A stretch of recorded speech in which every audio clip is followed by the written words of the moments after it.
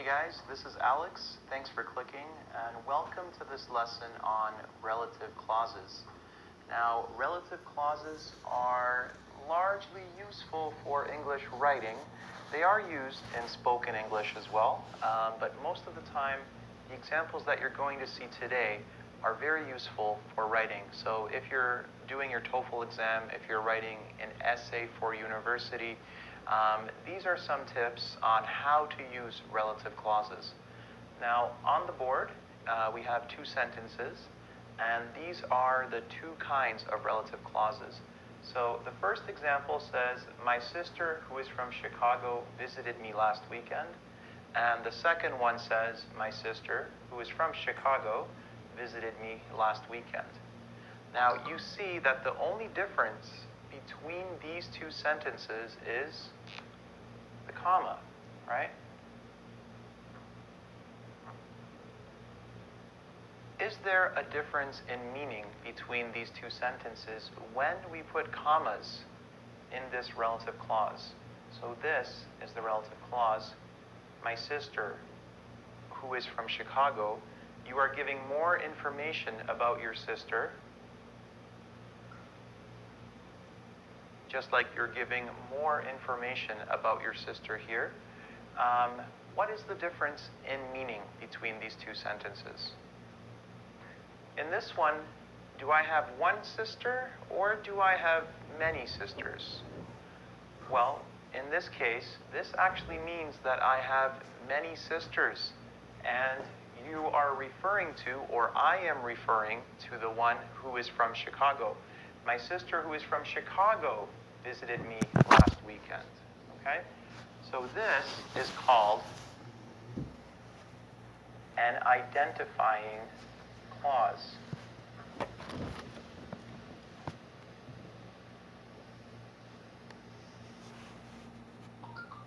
Okay? In some grammar books, in some writing books, this will also be called a restrictive clause, okay? So it all means the same thing. It's just a different way of calling it identifying or restrictive.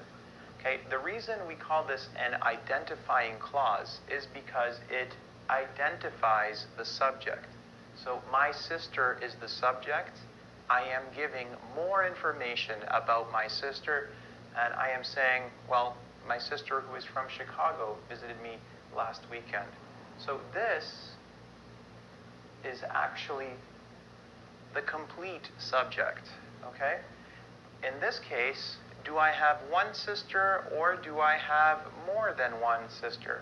My sister, comma, who is from Chicago, comma, visited me last weekend. In this situation, I only have one sister. The reason we have who is from Chicago, well, there is no reason. We don't have to put this in this sentence for this sentence to make sense. You could say, my sister visited me last weekend, and the meaning would be the same. So this is just extra information, okay? So this is an identifying clause. This is a non-identifying clause.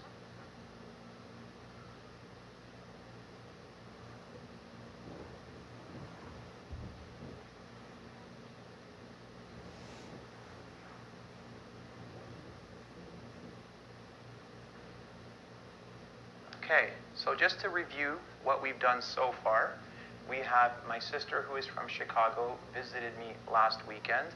I am providing direct information about which sister I'm talking about. This is the complete subject. My sister who is from Chicago identifies which sister I'm talking about.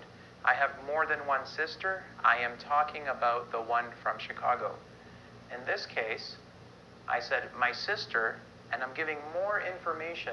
So this is a non-identifying clause. This is not essential information. It's extra information about my sister, my one sister, right? And I'm putting it in between the full sentence here. My sister visited me last weekend, but I want to give you more information about my sister.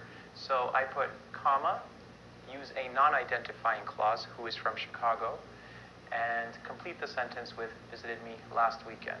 The commas are very important in non-identifying clauses.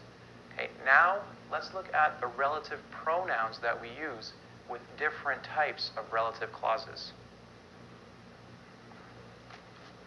Okay, now we're going to look at the relative pronouns that we use in relative clauses. So here we have some sentences. We're going to go through them and underline the relative pronouns. So here, the girl who won the lottery was on TV. Easy enough to identify the relative pronoun who. The girl who won the lottery was on TV. The teacher whom I spoke to didn't like me. Whom. The movie which I saw last weekend was excellent. Which. And the car that I bought is red. The car that I bought is red. James Cameron, whose movies are popular, is a great action director. Okay, so these relative pronouns, these ones specifically, who, whom, and whose, when we want to give more information about people, okay, we use who, whom, and whose. We use who when the subject does the action, okay? The girl who won the lottery, she won the lottery, she played it.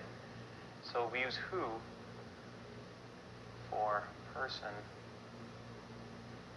doing the action. We use whom. The teacher whom I spoke to didn't like me. I spoke to the teacher. The teacher received the action. Person receiving the action.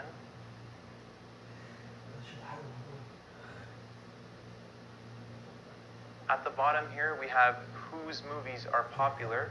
The movies of James Cameron, right? So we use whose for possessive.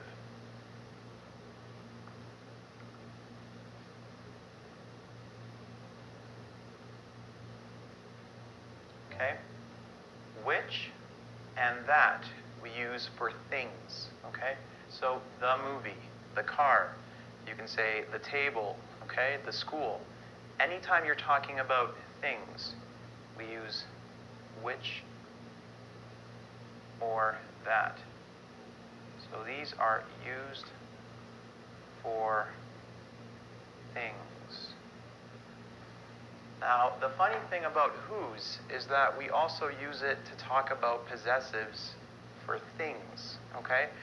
We don't have a possessive for things like whiches, okay? So for example, if you want to say that a movie had a lot of excellent actors, and you want to say that the movie made $50 billion, which is a lot of money.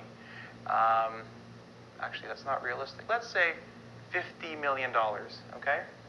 You can say the movie whose actors were all excellent made $50 million.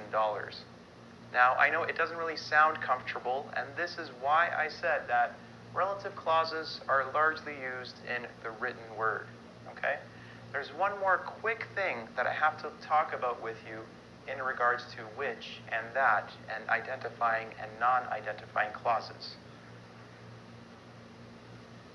Okay, so for which and that, specifically with identifying and non-identifying clauses, there are a couple of things you need to be aware of. The first sentence, I saw a car which was white, or I saw a car that was white. For an identifying clause,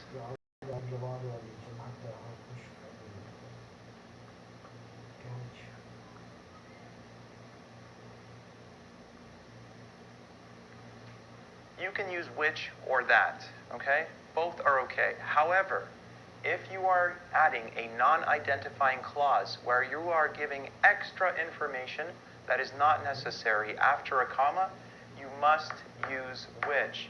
So, for example, she went into the apartment. This is the sentence. I want to give more information about the apartment. She went into the apartment, which had blue walls, okay? So if you are using a non-identifying clause,